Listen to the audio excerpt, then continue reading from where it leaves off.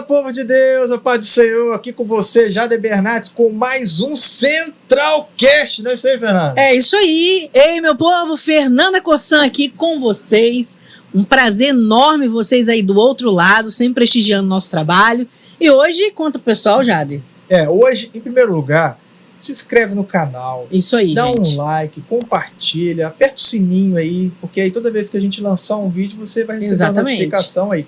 E hoje, irmãos, pela primeira vez a gente está com um convidado que não faz parte da família central, mas ele vem tanto da nossa igreja, ministra tanto da nossa igreja, que ele como já se fosse aqui, né? Parte da nossa família. Mandar confeccionar um cartãozinho de membro para ele, já para... Pastor Alex Gonçalves. A paz do Senhor, pastor, muito obrigado por ter vindo. A gente está muito feliz de poder contar com o senhor aqui, com a gente aqui. Fala, meu povo! Jader, Fernanda, para mim é um privilégio, né? A Central também é minha casa. Já falei com o pastor Elias que no dia que eu mudar para Campos, ele vai ter que me receber aqui. Maravilha. Muito bom estar com vocês. Muito bom. Pastor, eu queria já começar com uma pergunta para você e dizer que primeira vez que você esteve aqui na nossa igreja, né? Eu olhei para você ali no púlpito, subindo, com esse corte meio militar, assim. Eu falei, rapaz, ele parece que ele faz jiu-jitsu, alguma coisa do tipo. Você faz alguma coisa desse tipo, pastor? Jiu-jitsu, já fez alguma vez? Não, obrigado pela parte que me cabe a respeito do porte físico,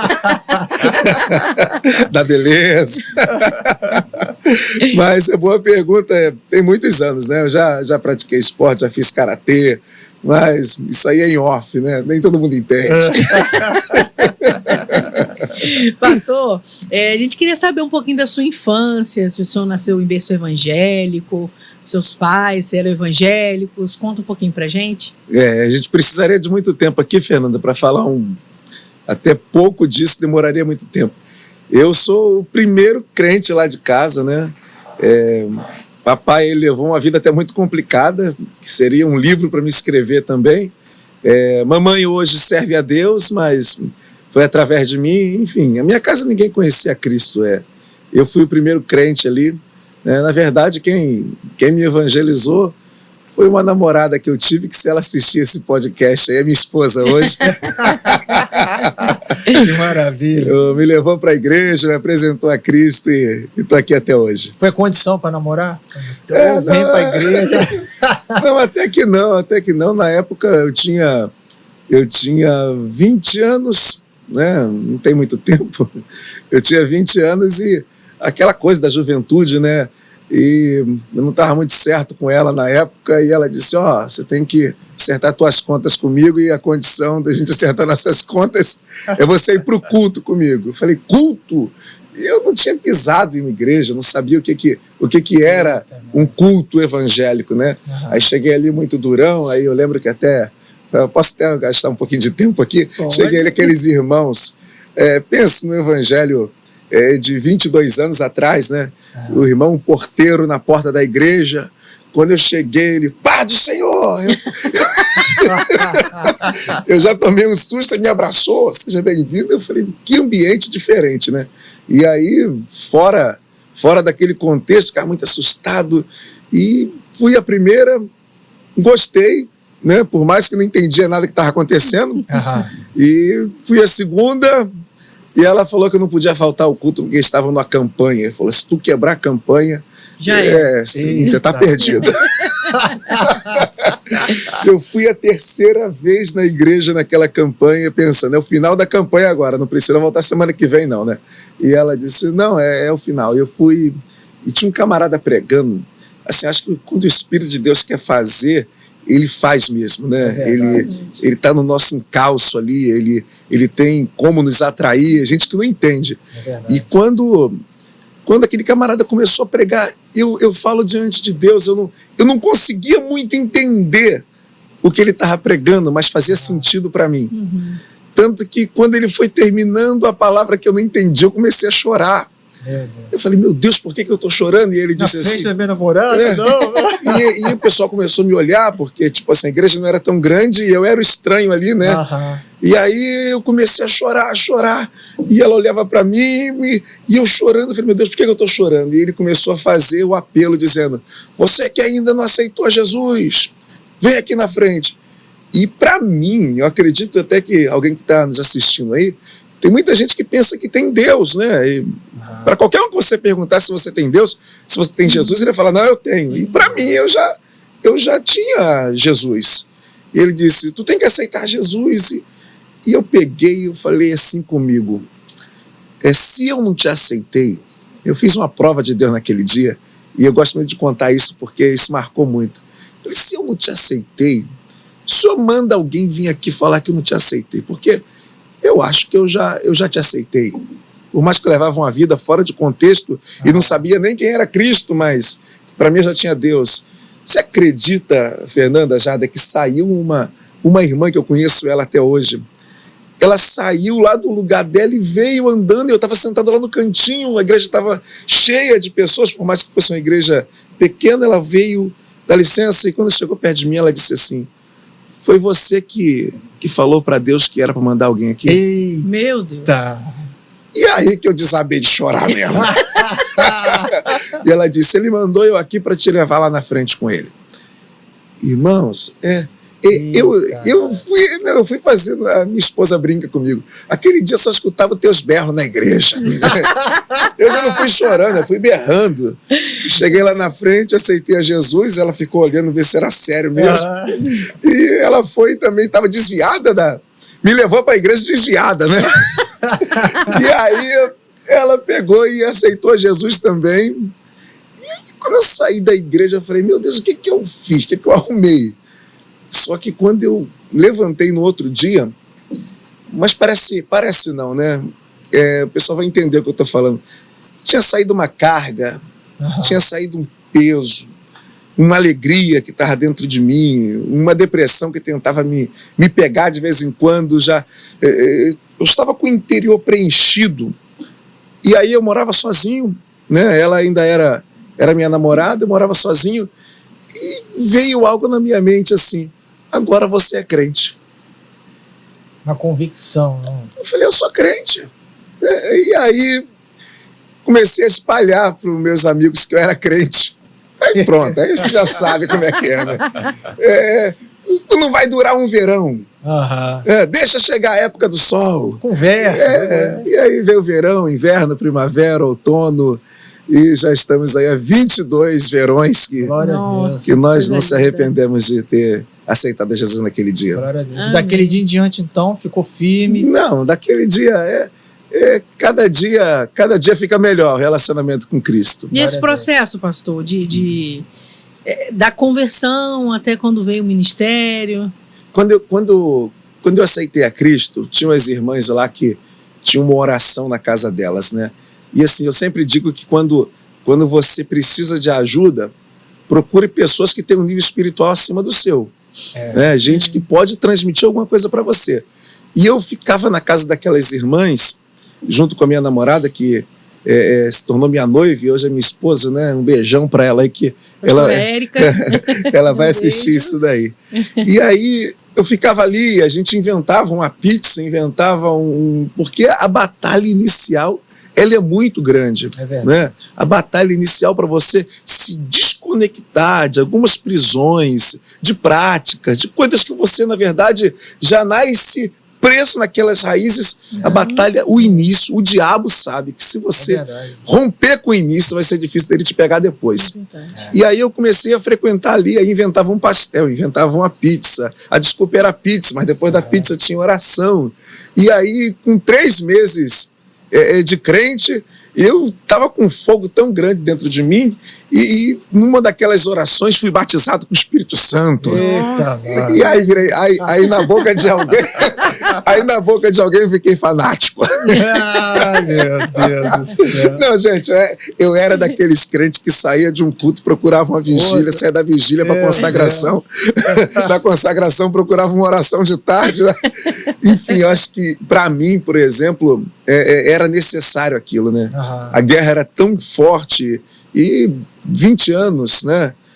Conectada a muita coisa. A guerra era tão forte que eu precisava daquilo ali. Tanto que com 4 meses de aceitar, de ter me decidido por Cristo, eu falei, eu preciso de alguma coisa a mais, eu tinha que preencher eu tinha que preencher o meu tempo e eu também ansiava por aquilo. Eu fui lá e me matriculei num seminário teológico.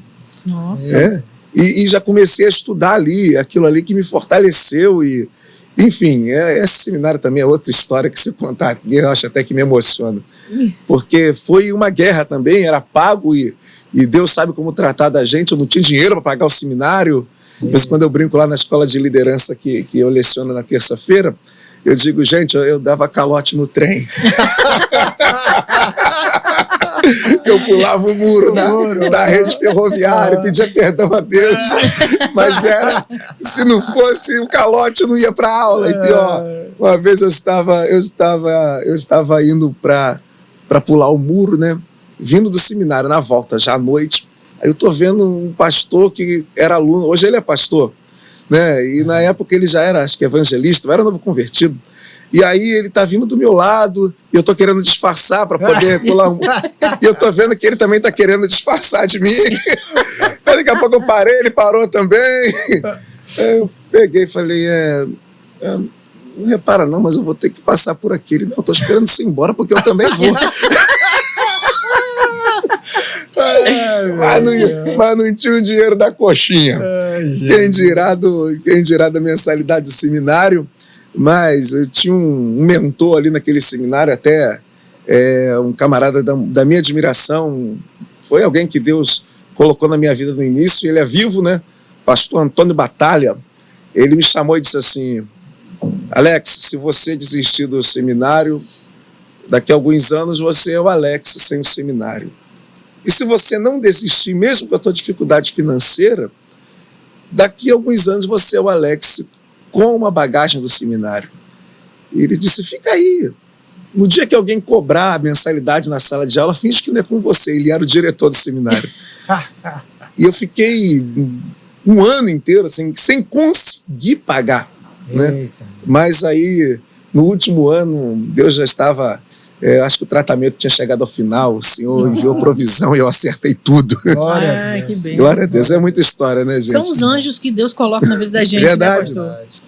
E como é que foi assim? Eu sei que já disse aí que já não estava morando com a sua mãe, estava morando sozinho, mas como foi levar essa notícia e também essa transformação de vida? Um cara fanático agora, indo falar com a sua mãe, com a sua família, como é que foi isso?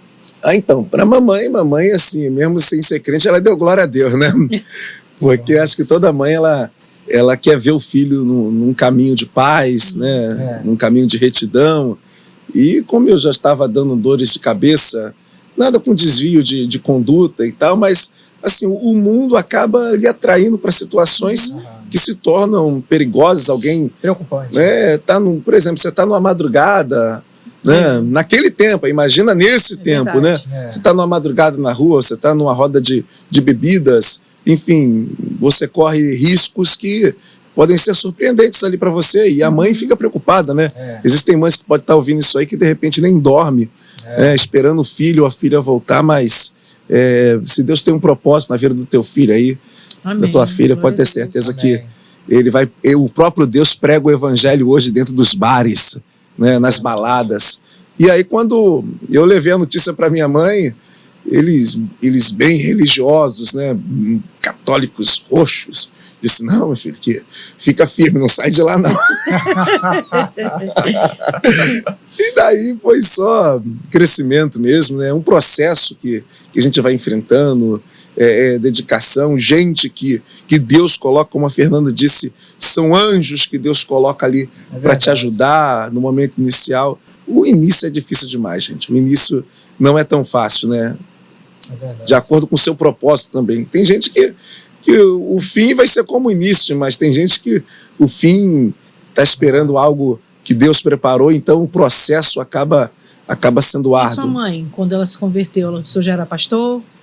Mamãe, na verdade, quando ela se converteu, eu já era pastor, Fernanda. Mas, assim, foi um processo também, né? E aí, de vez em quando, eu chegava lá na casa dela, por morar em Madureira, né? Madureira, terra do samba lá, aquele pessoal bem... Né? Já teve lá em Madureira também, né? Tem um amigo nosso aí que nasceu em Madureira também. É o Júnior.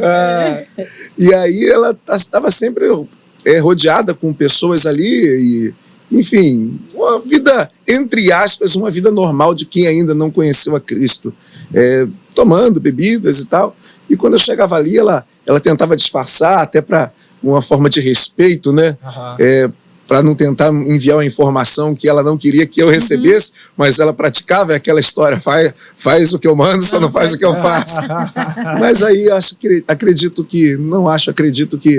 que a sua vida, a sua mudança, nós pregamos um evangelho que você não precisa falar, né? A sua vida o revela. Isso, né? é verdade. As suas práticas, a sua história, o seu comportamento, o seu caráter revela o evangelho que realmente você crê nele. É verdade. Se eu não me engano, até Billy Graham, acho que ele dizia, né? Prega o evangelho a todo o tempo. Se for necessário, fale alguma coisa. Isso aí, isso aí. E como é que deu o chamado do Senhor? Quando que você se viu um pregador itinerante? Rapaz, estou pregando e tal. Como é que foi? Assim, tudo acontece, eu acredito até que na vida de todos os pregadores, né? É necessário uma inspiração, né? Uma inspiração e tem até uma frase, eu não sei de quem é essa frase não, mas é uma frase que como eu vou dizer, é uma verdade essa frase. A unção que você admira é a unção que você recebe, é a unção que você atrai, né? E na minha época, há 22 anos atrás, existiam grandes homens de Deus, como eu posso até citar alguns aqui, Gilvan Rodrigues, Gilmar Santos, Napoleão Falcão, Idecasso Takayama, eu poderia citar outros também, José Satiro, Luiz Antônio da Luz, o próprio Marco Feliciano, que é do nosso tempo ainda, mas na época, há 22 anos atrás, ele estava começando um ministério bem fervoroso, foi um divisor de águas também a vida do Marcos Feliciano, né? E daí a gente começou a ter acesso a alguns vídeos. Na época tinha aquela fita VHS. Uma fita. O pessoal, eu costumo dizer lá na igreja, o pessoal da Nutella não sabe o que é.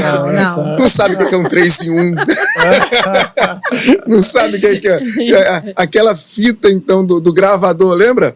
Aquela que você tinha que rodar com botava a bique. Botava com a caneta e se quisesse assistir de novo tinha que voltar. Enfim, então assim, comecei a ter acesso a esse material. Eu passava às vezes madrugadas inteiras ouvindo o Idecasso Takayama pregar, né? E o Napoleão. E eu nunca imaginei que essas pessoas pudessem ser acessíveis até por mim, mas era você ver e um fogo queimar dentro de você, né? E a partir dali você começa se inspirando, e aí você começa imitando, e é uma verdade. E daqui a pouco você está tendo a sua identidade, né? Deus tem suas formas, e Ele coloca diante de você algumas referências e você se identifica com aquilo ali. E quando eu comecei a ter esse contato com esse pessoal, aquilo já era maior do que eu, né? E é até hoje, né? Se você quiser me matar, você não precisa fazer outra coisa a não ser me proibir de pregar, né? Eu vivo disso, eu respiro isso, eu não posso ficar muito tempo sem estar em atividade. Eu amo o que eu faço, eu nasci para isso. Então, como começou, foi inspirado nesse pessoal, né? É claro que o tempo vai passando, hoje tem uma nova geração surgindo aí. Eu até brinco com o pessoal, estava pregando agora num congresso lá no Sul, né? Lá em Camboriú. Agora tem um mês que o congresso terminou e já tem uma galera nova, né? Eu tô com 43. Tá muito novo. Então, assim, mas tem um pessoal de 25 aí, 20 anos que tá pregando uma palavra de Deus com precisão, né? Uma palavra com conteúdo, né? E aí eu ouço essa galera hoje chegar e falar assim, poxa, eu me inspirei no senhor. Gratificante, eu falei, caramba, eu tô com cabelo branco. Enfim, mas eu louvo a Deus por isso, né? É muito gratificante. Lá na rede social também, o pessoal entra e diz, pastor, poxa, o senhor é referência para mim. E isso, assim, a glória é sempre de Deus, eu não tenho dúvidas disso, mas é muito gratificante saber que hoje você contribui para a próxima geração. né? E assim, tem gente que vai se levantar, nossos filhos, né? Daqui a pouco são pregadores e estão se inspirando em alguém. Né? Eu perguntei para meu filho esses dias, ele tem 7 anos, né? É Alex filho também. Um beijão para ele aí, se ele estiver assistindo. Eu falei, filho, o que você vai ser quando você crescer? Ele estava no carro comigo, ele disse assim, pai, eu vou ser dentista de dia e você pastor de noite. Ah, que lindo. Agora eu fiquei assustado com o que ele falou para mim. Ele disse assim, mas vai chegar um tempo que eu vou ter que deixar de ser dentista para ser só pastor, porque eu sei que depois de um tempo as coisas ficam muito, muito intensas. Eu falei, meu, de onde esse menino tirou essa palavra? Porque ele vê a nossa intensidade, né? A correria. Ele disse assim, depois eu deixo de ser dentista e fico só pastor e vou pregar. Eu falei, mas isso é bom, pastor, porque geralmente a gente vê os filhos querendo fazer totalmente o contrário, né? Pelas limitações dos pais, no caso, os pais quando são pastores e pregadores, itinerantes e tudo, ou até que não são itinerantes, pastor mesmo de igreja local, eles tomam muito tempo deles, né? A igreja acaba tomando um tempo maior, e eles querem, às vezes o pai muito presente e fala, não, eu não quero ser pastor, porque eu não quero ter essa ausência, né? E aí a gente vê um filho que se inspira no pai, que quer ser, isso é coisa muito linda, né? Assim, para mim é muito gratificante, né? E nós demoramos muito tempo para ter um filho, aí minha esposa, depois de 14 anos de casados que nós conseguimos gerar um filho. Tem muita gente que não sabe da nossa história. Na verdade, a gente começou esperando a hora, depois chegou a hora e não nascia filho. Nossa. Aí depois a gente foi ver, tinha problema, eu precisava me tratar, e aí a gente não tinha dinheiro para se tratar, teve que esperar o dinheiro chegar nesse processo. Meu Deus. Passaram-se 14 anos, quando Deus resolveu nos dar o Alex filho, que veio valendo por 10. Não. Vocês não estão entendendo. E assim, hoje eu estou me arrumando, eu tenho até que comprar uns paletó para ele, que ele cresceu. Aí ele vê a gravata que eu vou colocar, ele coloca uma gravata igual. Eita. E aí eu já sei que ele quer pregar naquele dia. E ele fica lá esperando. Ele tem uma oportunidade, de vez em quando na igreja lá que nós servimos ao Senhor, aí ele pega o microfone, a mensagem dele é 10 segundos. Ele pega o microfone e diz, o noivo vem aí. A igreja já conhece ele, né? Mas enfim, é muito gratificante, né? Saber que os filhos estão inspirados em nós. E só, de repente, aí para edificar alguém, eu era aquele pastor que, se tivesse dirigindo um culto ou pregando, e tivesse uma mãe assim com o filho fazendo qualquer tipo de barulho, dizia, mãe, leva teu filho para a salinha. A ordem na casa do Senhor. O meu, quando chegou, teve uma vez que eu estava pregando a palavra já dele, e ele estava na cadeira da frente com a mãe, né? E aí, no ápice da mensagem, o pessoal ficou de pé, levantou a mão, ele olhou para aquilo, ele subiu no púlpito atrás de mim e virou uma cambalhota. Ai, meu Deus. Aí eu falei, o que tu fez, cara? Ele, pai, tava todo mundo pulando.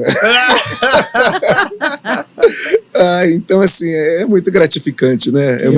Muito gratificante. Pastor, o que veio primeiro? Ser pastor de presidente de uma igreja ou o ministério itinerante? Primeiro veio o ministério itinerante, né?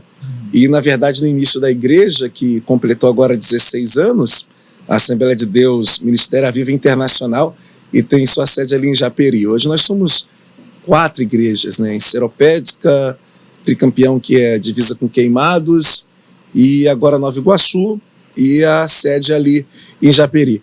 E, na verdade, eu tive até que dar uma pausa, porque eu comecei como itinerante, já estava há 4, 5 anos, né?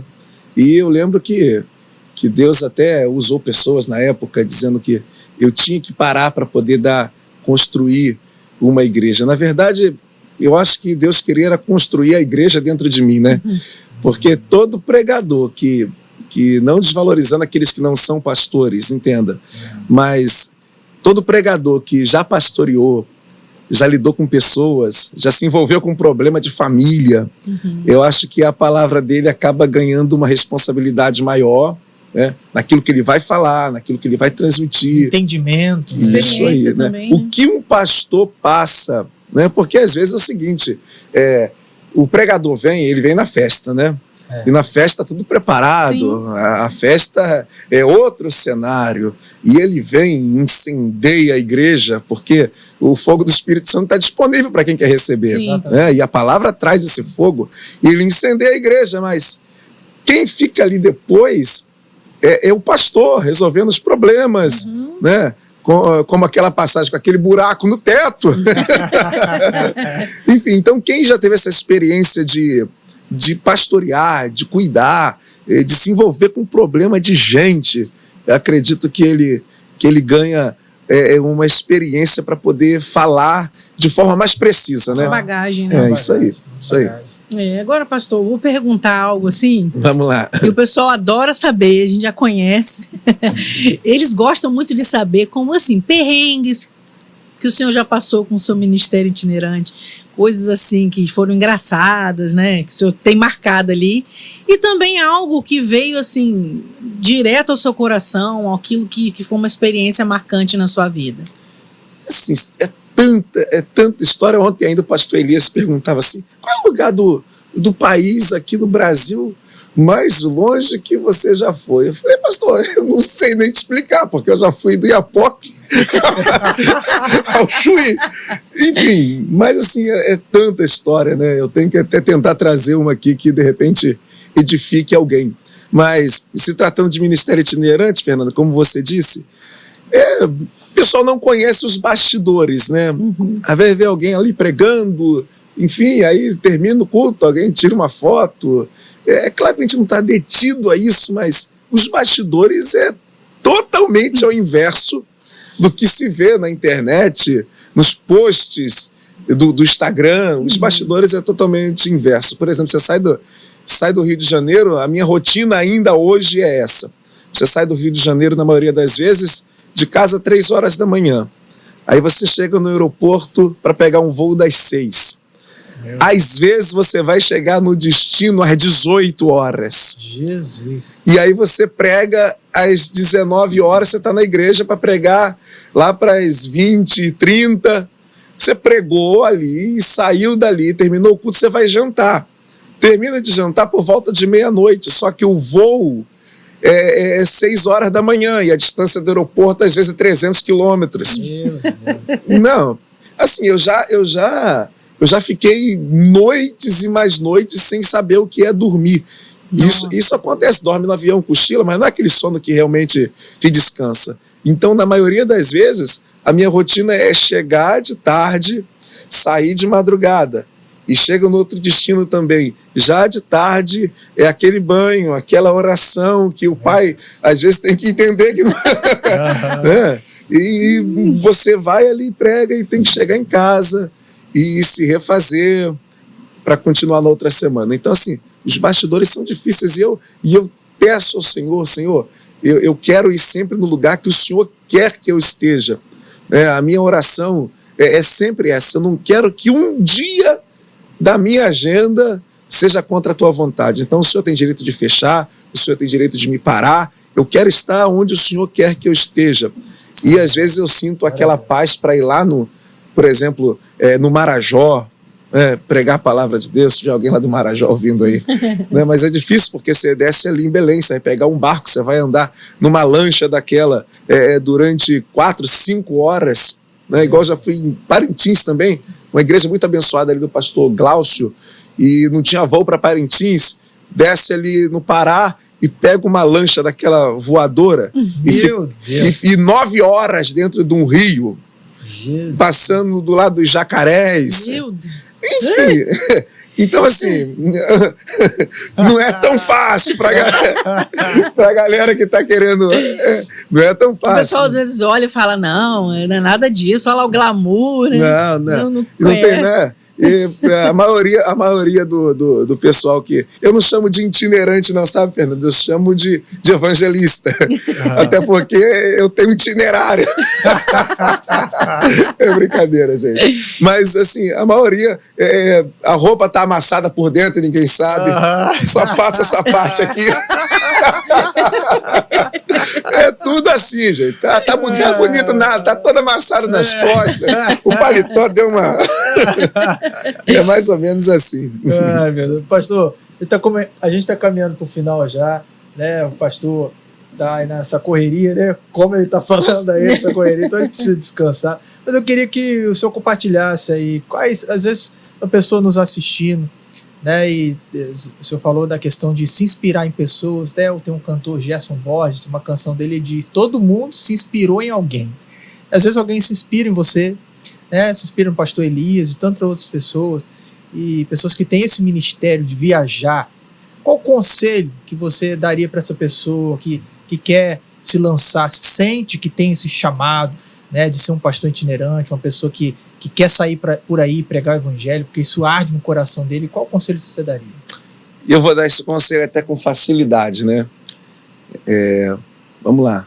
Número 1, nunca entre no automático, porque você corre o sério risco de aprender a pregar e pregar no automático. Meu Deus. Nunca faça a sua obra, porque às vezes nós estamos fazendo uma obra que a obra é nossa, né? Seja sempre envolvido com a obra de Deus. Invista tempo com Deus. O tempo do altar não significa que você está tendo tempo com Deus. Ali você está se desgastando e você precisa ter o seu particular com Deus. Se você não entrar no automático, se você entender o que realmente você está fazendo, que não é a sua obra, é a obra dele. Não é por isso que é árdua, né? Não é a nossa vontade, é a dele. E a gente preservar esse tempo com Deus. O tempo com Deus que eu falo não é o tempo que eu estou pregando, não é o tempo que eu estou aparecendo ali para alguém como pregador, mas é o quarto. O quarto nunca pode sair da tua vida. Entrar no quarto, você e ele, um louvor, nunca deixar de ouvi-lo, porque nós corremos o risco. Eu preguei isso hoje de manhã. O sucesso é muito perigoso. Né? Quando você diz cheguei, aconteceu, né? Isso é muito perigoso. Então, resumindo esse conselho, talvez esses 2 pontos que eu falei se resumem nesse terceiro ponto. Nunca perca a intimidade do quarto. É isso aí. Pastor, eu queria agradecer muito. Eu sei que é uma correria, sacrificou o tempo dele de descanso, de meditação da palavra, porque mais tarde ele está pregando, né? E eu queria agradecer muito. Foi um momento muito agradável aqui, muito bom e com certeza edificante para muitas pessoas aí. Obrigado, gente. Um prazer muito grande, Jada, Fernanda, Júnior, Deus abençoe. Toda a equipe aqui da Central, pastor Elias, um beijão para o senhor também. Muito obrigado por sempre estar nos convidando para estar aqui, pessoal que nos assistiu. Obrigado, gente. Deus abençoe. Pessoal, queria falar com vocês, você que não entrou em contato com a gente ainda, e você tem desejo de ser um dos nossos colaboradores, em breve teremos algumas pessoas aqui, já nos contactaram, sua empresa, seu estabelecimento vai estar passando aqui na TV enquanto a gente conversa. Entra aí em contato no nosso pessoal do Instagram, tá? Centralcast, lá no Instagram, Centralcast Campus, não é isso? Centralcast Campus. Não se esqueçam de se inscrever no nosso canal, dar aquele like maneiro pra gente aí. Isso aí. E fiquem com Deus. Muito obrigado. Gente, muito obrigado. Até a próxima aí, no nome de Jesus. Amém.